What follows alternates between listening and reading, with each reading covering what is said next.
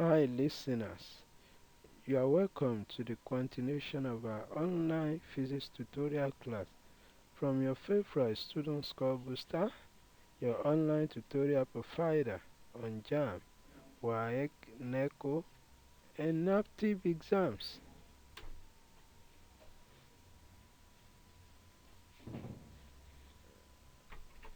For today's presentation, we shall be discussing the concepts of Archimedes Principle. I am Bangbade AA. Now, before we proceed, we need to discuss the learning outcomes of this particular presentation, which goes thus. At the end of this presentation, listeners should be able to state the Archimedes principle. They should also be able to define and calculate upthrust force. They should also be able to define true weight of an object.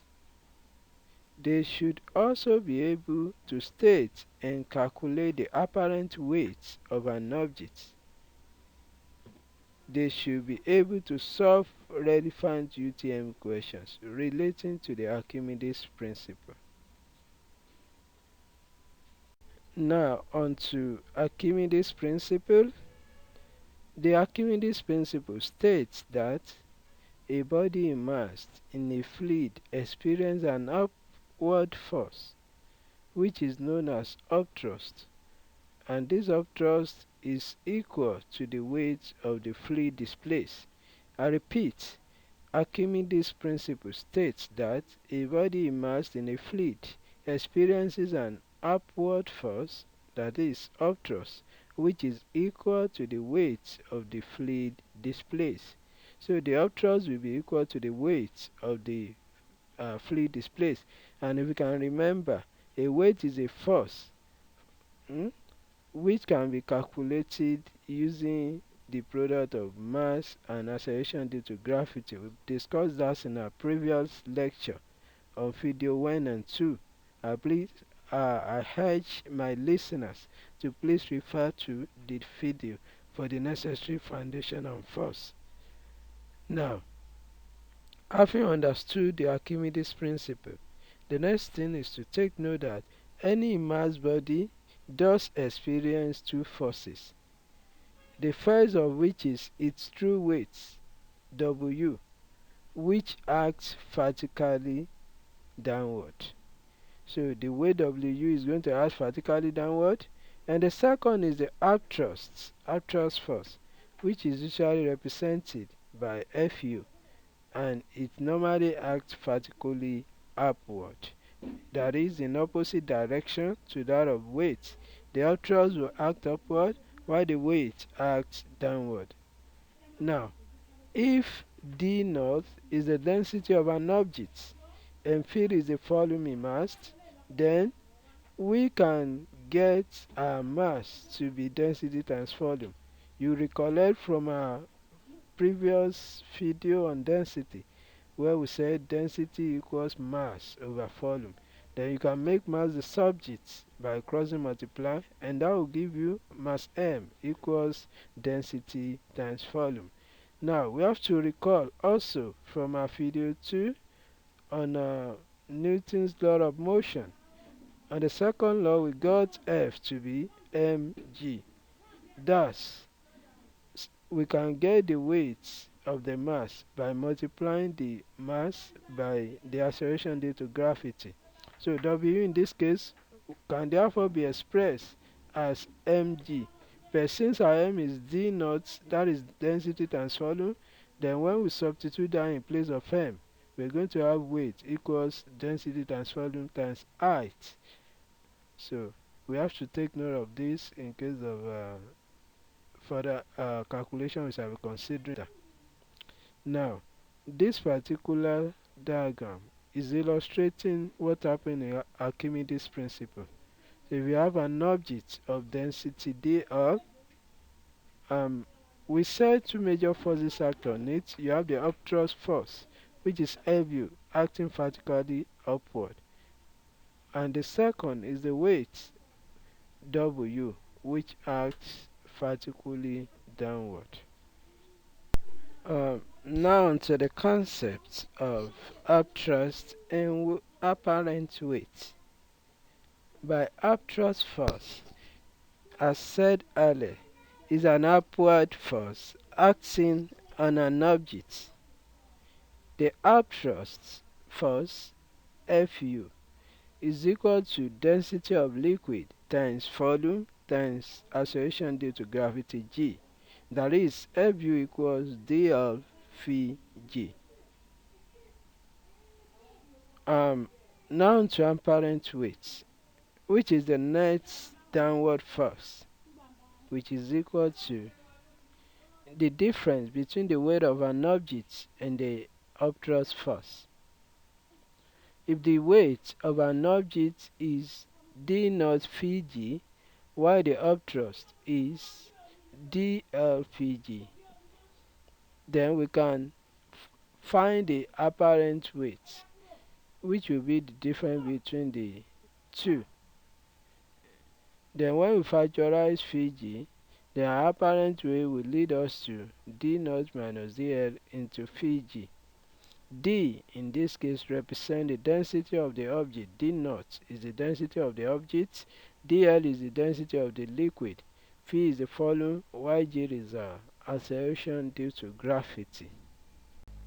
Now onto the applications of apparent weight,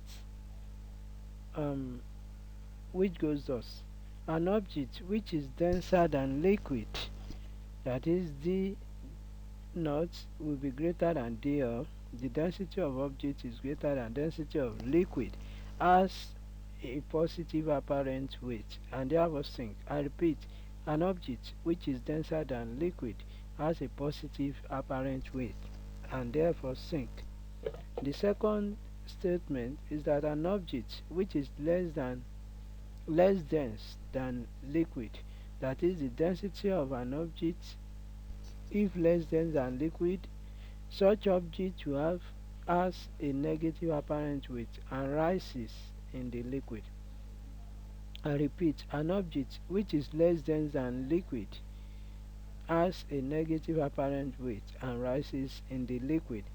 And the third condition is that as the object rises to the liquid surface, the volume of the liquid displaced decreases, resulting in a decrease in the upthrust, while the true weight remains constant. I repeat, as the object rises to the liquid surface, the volume of the liquid displaced decreases, resulting in a decrease in the upthrust, while the true weight remains constant. Now, the next point to take note is that a point is eventually reached at which the upthrust becomes just equal to the true weight. That is, the apparent weight will be 0. If you can recollect, we said apparent weight is the difference between the upthrust and the true weight of an object. But in this case, since the upthrust and the weight will be equal, then that means the apparent weight will be 0.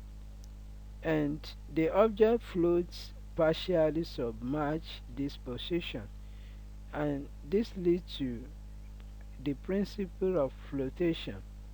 By principle of flotation, we mean a law stated which states that a floating object displaces a weight of fluid which is equal to its own weight. I repeat, principle of flotation states that a floating object displaces a weight of fluid which is equal to its own weight.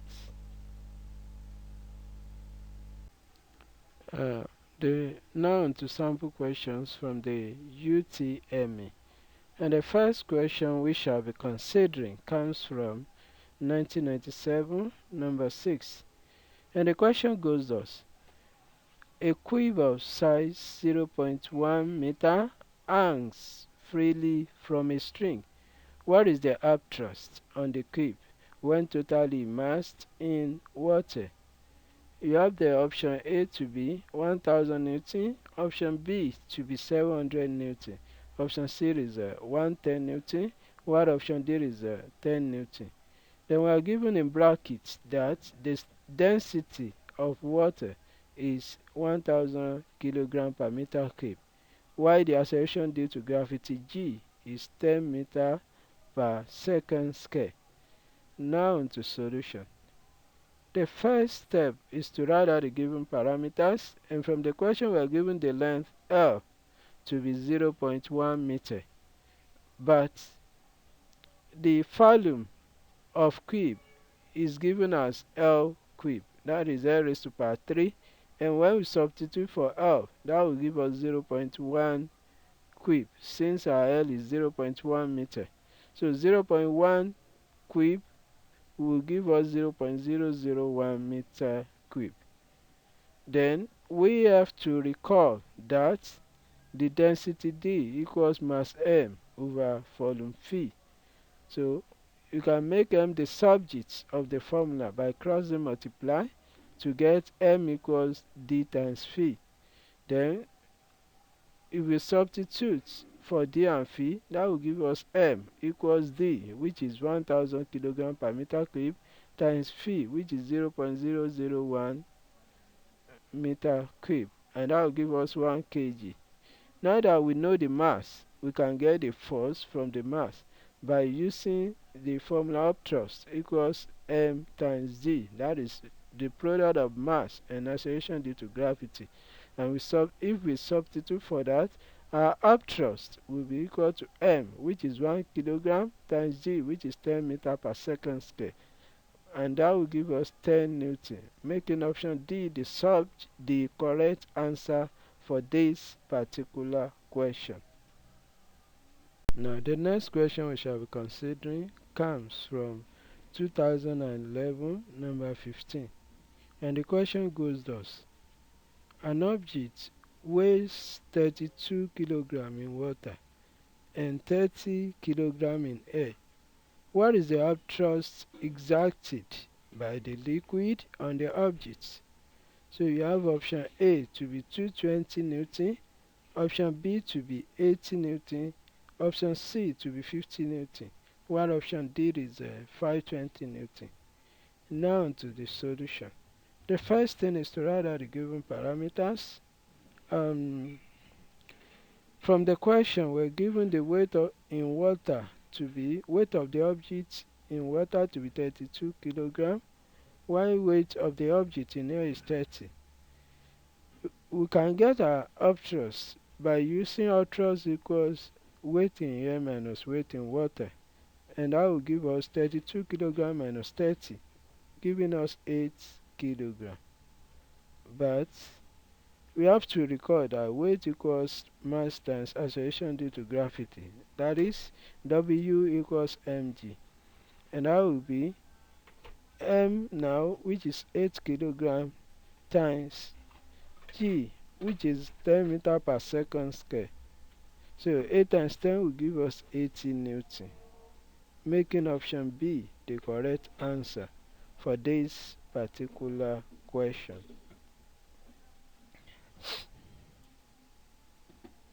Now on to practice question, and the first question we're bringing for your practice comes from 2012, number 18, and the question goes thus: a balloon whose volume is 300 meter cube is filled with hydrogen. If the density of the air is 1.3 kg per meter cube, find the upthrust on the balloon. So you are given option A to be 300 Newton, option B to be 3800 Newton, option C to be 3900 Newton, while option D is 4200 Newton. You are given in brackets that acceleration due to gravity G equals 10 meter per second square. 10 meter per second square. Then the hint here is that you have to take note that density D equals mass over volume. So when you get your mass, then you can find your weight, which is the upthrust, by using F equals mg. The expected answer here is 3900, which is option C. Then the next question we brought here for your practice comes from 2015, number 48. And the question goes thus: a body which weighs 500 Newton in air displaces 3.7 kg of water when partially immersed in water. Calculate the upthrust. So you have the option A to be 37.0 Newton, option B to be 87.0 Newton, option C to be 13.0 Newton, while option D is 8.7 Newton. Expected answer here is 37 Newton, and that is option A.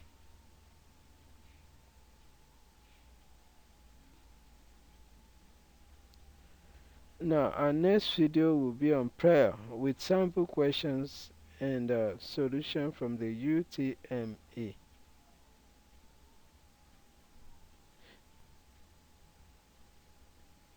I urge you to please subscribe to our YouTube channel, like and share our videos, as we promise to be providing you with more interesting lectures on subjects relating to UTME, especially physics. Thank you.